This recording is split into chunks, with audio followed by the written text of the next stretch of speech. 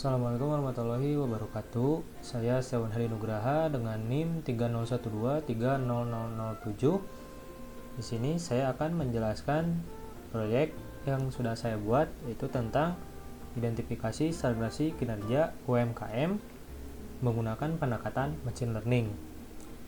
Latar belakang penelitian ini adalah banyaknya UMKM yang mengalami stagnasi kinerja namun sulit diidentifikasi secara dini karena keterbatasan analisis berbasis data.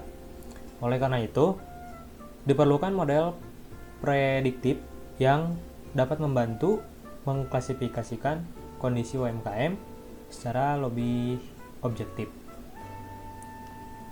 Dataset yang saya gunakan kali ini bersumber dari Kaggle dan juga dengan dataset pendamping dari beberapa daerah seperti Aceh, Cirebon, Jawa Barat, Sukabumi, dan juga Tasikmalaya. Ini saya gunakan untuk proses pemodelan. Dan untuk tahap preprocessingnya meliputi pembersihan data, encoding, variabel kategorikal, serta standarisasi fitur numerik menggunakan standar scalar. Selain itu, diterapkan teknik smooth untuk menangani ketidakseimbangan kelas pada variabel target stagnasi UMKM sehingga model tidak bias terhadap kelas mayoritas. Sini saya menggunakan dua model algoritma, yaitu logistic regression dan juga XGBoost.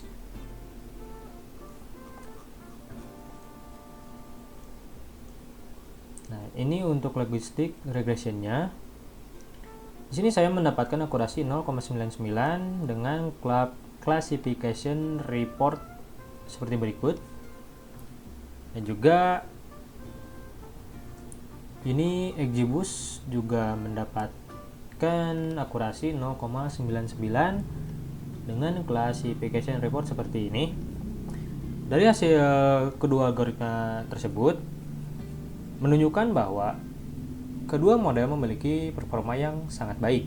Namun XGBoost menghasilkan nilai akurasi, precision, recall, dan juga F1 score yang tertinggi, sehingga dipilih sebagai model terbaik untuk tahap deployment.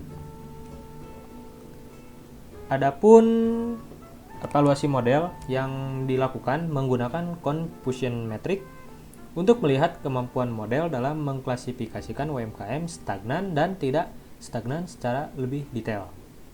Ini confusion metric logistic regression dan juga ini confusion metric XGBoost. Di sini adalah perbandingan kinerja model antara logistic regression dan juga XGBoost. Karena keduanya mendapati skor yang hampir sama, jadi di grafiknya pun terdapat kesamaan, tetapi ada perbandingan sedikit di bagian precisionnya. Di sini terlihat logistic regression mendapati di precisionnya lebih tinggi daripada yang XGBoost. Kemudian di sini adalah jumlah UMKM per daerah, karena Jawa Barat itu bisa dibilang luas. Jadi di sini lonjakan grafik antara Jawa Barat dan juga Aceh itu terbilang jauh. Di sini juga ada distribusi jenis UMKM di Jawa Barat dengan beberapa kategori seperti ini. Kita lanjut ke bagian Streamlit atau webnya. Di sini saya sudah membuat webnya yang berisikan tentang prediksi stagnasi UMKM berbasis machine learning. Dan di informasi datanya di sini tertulis trennya seperti ini dan juga tesnya seperti ini. Evaluasi modelnya membandingkan akurasi, precision, recall, dan juga F1 score antara logistic regression dan juga XGBoost. Seperti yang sudah dimasukkan di VS Code tadi. Nah, adapun di sini prediksi stagnasi UMKM yang bisa diinput secara manual. Kita ambil contoh, dan di sini saya sudah membuat contohnya antara stagnasi UMKM dan juga yang tidak stagnasi UMKM. Ambil contoh di sini jenis usahanya kerajinan atau fashion. Untuk menggunakan marketplace-nya tidak, status segasnya belum terdaftar. Asetnya di sini 15 juta.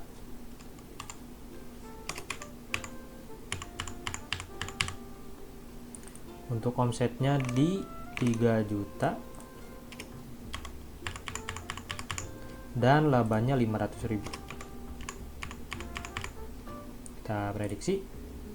Maka di sini akan muncul keterangan UMKM diprediksi mengalami stagnasi. Kemudian untuk yang tidak mengalami stagnasi pun sudah saya buat contohnya. Di sini jenis usahanya itu kuliner atau bisa diisi di sini makanan dan minuman. Menggunakan marketplace iya, status legalitas terdaftar, dan di sini kita akan memasukkan untuk asetnya di 150 juta. Kemudian omsetnya di 40 dan labanya di 8 juta. Kita prediksi. Dan maka akan muncul keterangan UMKM diprediksi tidak mengalami stagnasi. Adapun di sini EDE UMKM daerah. Nah, di sini kita bisa melihat jenis-jenis usaha yang ada di sekitaran Jawa Barat seperti Sukabumi, Cirebon, dan Tasikmalaya. Adapun juga untuk di daerah di luar Jawa Barat yaitu Aceh.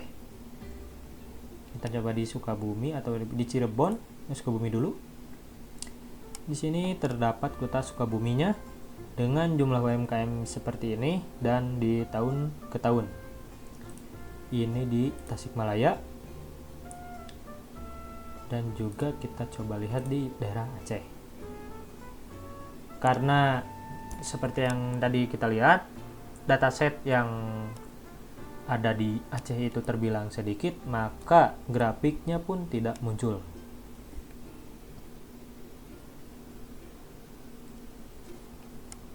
Demikian penjelasan singkat mengenai sistem prediksi stagnasi UMKM yang telah saya kembangkan. Terima kasih atas perhatiannya. Mohon maaf apabila banyak kekurangan, entah itu dari ucapan ataupun dari proyek yang sudah saya buat. Terima kasih. Hatur nuhun. Wassalamualaikum warahmatullahi wabarakatuh.